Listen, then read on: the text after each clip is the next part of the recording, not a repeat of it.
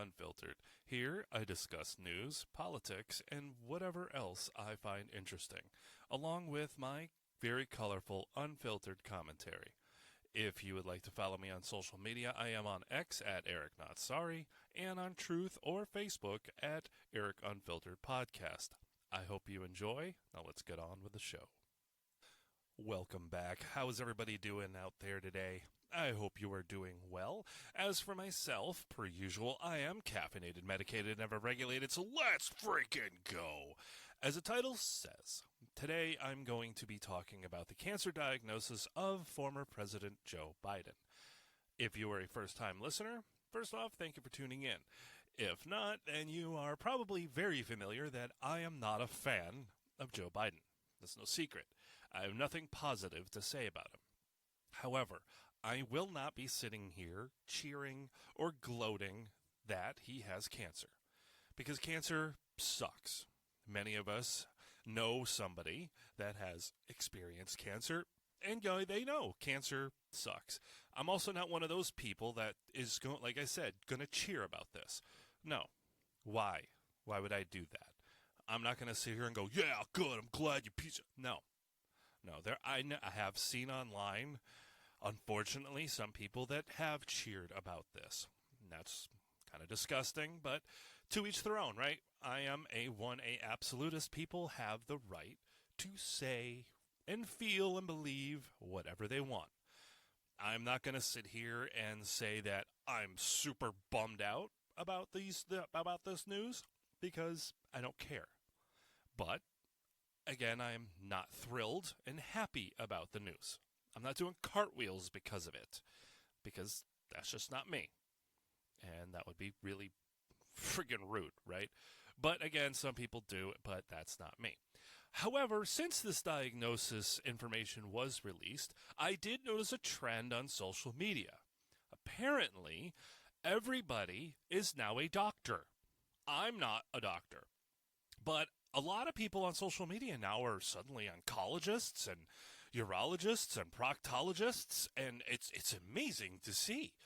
Everybody suddenly is a cancer expert. Well, I don't... Okay. Shut up. Just shut up. But I do have some questions. Genuinely, I do. Because, as you and I am very, very familiar, when somebody is President of the United States, they get the best of the best when it comes to medical care.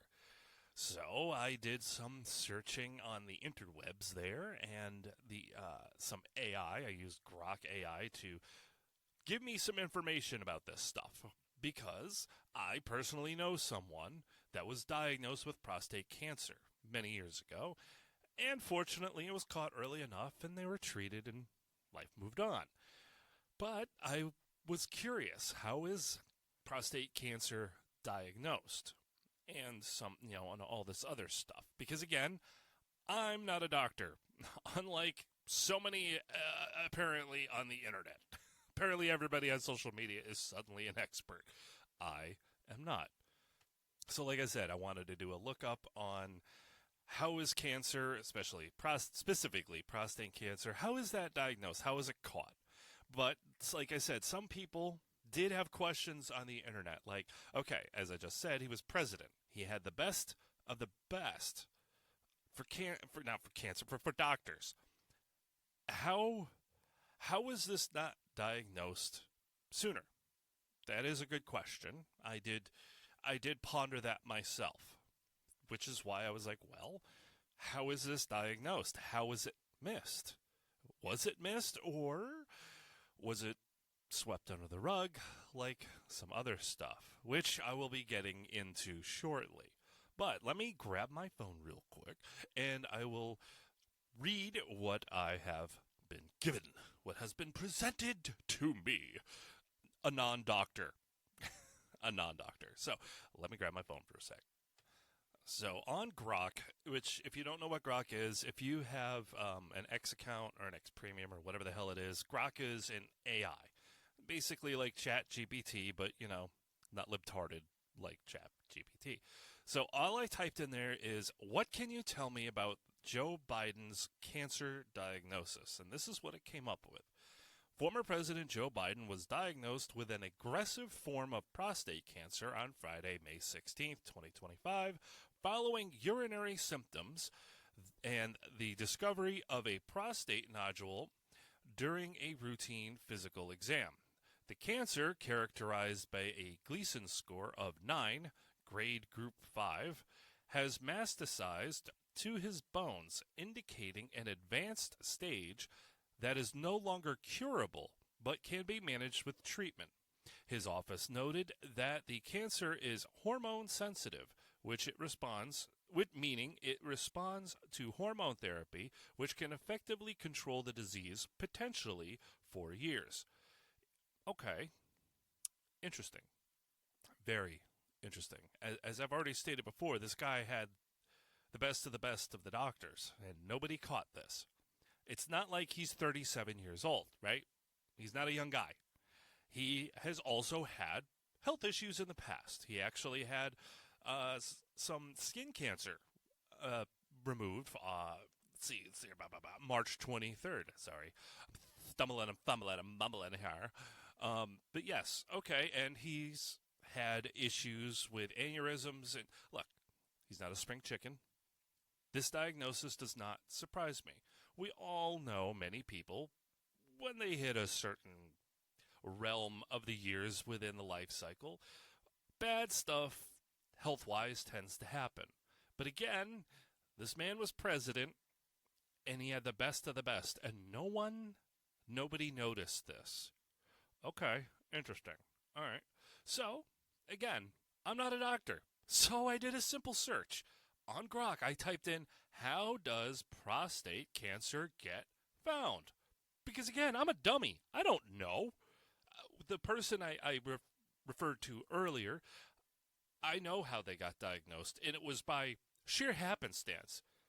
That individual went in for an issue regarding their kidneys. They had to get an x-ray for their kidneys, and the doctor looked at the x-ray and went, that right there looks... that looks sus. We're going to look into that. It just was sheer shit luck, right? So everybody's got a story. So like I said, I'm not a fucking genius. Tell me, how does it get found? So the synopsis was, number 1, prostate specific antigen test. It's a PSA test, not a public service announcement. A blood test measures PSA levels, a protein produced by the prostate. Elevated PSA can indicate prostate cancer, though it can also be raised by benign conditions like an enlarged prostate or infection. For example, levels above 4 ng/ml, so what was that, 4 nanograms per milliliter? Again, not a doctor here, certainly not a scientist. Often prompts further investigation. Number 2, digital rectal exam. Oh, that sounds fun. DRE, sorry, Dr. Dre. A doctor, bad joke, a doctor physically examines the prostate through the rectum. Oh, yeah, no, I'm good. Negative Yelp review. To feel for abnormalities like lumps or hardness. This can detect nodules or irregularities, as was the case with Joe Biden's recent diagnosis. Number 3, symptoms prompting evaluation. While early prostate cancer often has no symptoms, advanced cases may cause urinary issues. Example, difficulty urinating or a weak stream, blood in the urine or semen, pelvic pain, or bone pain if the cancer has spread. Number 4, biopsy. If PSA or a DRE results are abnormal, a prostate biopsy is performed, often guided by ultrasound or MRI. Small tissue samples are taken and analyzed for cancer cells, with the Gleason score assigned, blah, blah, blah, blah. Imaging tests, so the number 5. If cancer is suspected or confirmed, imaging like MRI, CT, or bone scans may be used to check for spread. Number 6, routine screening. Guidelines vary, but screening is often recommended starting at age 50 for average risk men, or earlier, 40 to 45 for those with high risk, like African American men or those with a family history. The American Cancer Society suggests discussing PSA tests with your doctor to weigh benefits and risk. Regular checkups and screenings. Biden had the best of the best, apparently, right? Presidents are surrounded by top men and women that are doctors. And what would happen after Biden had his exams? Everybody waited with bated breath, waiting for the results. Now, on the political side that I lean on, we were always chuckling and laughing when doctors would come out and say, he is in top form for his age, and he is as sharp as a tack. Why did I just say he was sharp as a tack? Well, because it comes as no surprise for many people that some are finally leaking information everybody that has more than 4 brain cells to rub together already knew about the former president. Jake Tapper has recently written a book and has admitted to Joe Biden's cognitive decline. Chris Murphy, was it senator from Connecticut? Yeah, Smurf. He too has been guilty of being complicit in the cover-up, he's not alone, regarding the cognitive decline of Joe Biden. Like I said, if you had more than 4 brain cells to rub together, you would have seen it.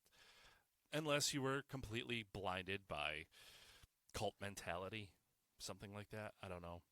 Again, I'm not happy that Joe Biden has prostate and bone cancer. I personally know someone who had bone cancer, and it was a terrible thing to see. It was a horrible end to a very, very good man. How his cancer got started, honestly, I don't know. Mainly because he was, not going to doctors. But I digress. So, if the former president had routine physicals, routine checkups, and nobody caught this, I find that hard to believe. But then again, I'm just a skeptic, right? I'm just a skeptic. I'm not a doctor. I don't know. I don't know if Joe Biden was told, hey, this doctor wants to stick his finger up your ass, and he went, no way, Jack. Maybe. Quite possibly. Again, I don't know. But with the book that Jake Tapper came out with, and now certain other individuals within the left political sphere have been whispering out the sides of their mouth about how they knew about Joe Biden's cognitive decline. To which, duh, really? No shit. We have all seen it. We all laughed. Well, not all of us, but you know what I mean. We all chuckled and laughed when he would stumble or trip, fall down. But it wasn't really funny. I mean, it was, but it's not. Because why is that happening? Yeah. The man who is in charge of the most powerful country in the world, arguably, right, is not all here. It really wasn't a secret if you were just willing to notice. People like Chris Murphy, Jake Tapper, other politicians, KJP, whatever her name is, the press secretary said that he was sharp as a tack. Meanwhile, there's rumors the guy shit his pants when he visited the Pope. I can't, there's no confirmation of actual effects of that, but we know there was an issue with Joe Biden's health for a long time. Why was it kept secret? Probably for political reasons, not to show weakness and so on and so forth, but in today's day and age, it's not, the press isn't the way it is or was back in, the 60s, where there was 4 TV channels and everybody read the same newspaper. And there was no cell phone cameras everywhere. We are all aware of what's going on around us, at least by and large, compared to, 50, 60 years ago. Something like this, you can't hide. You can't bury it.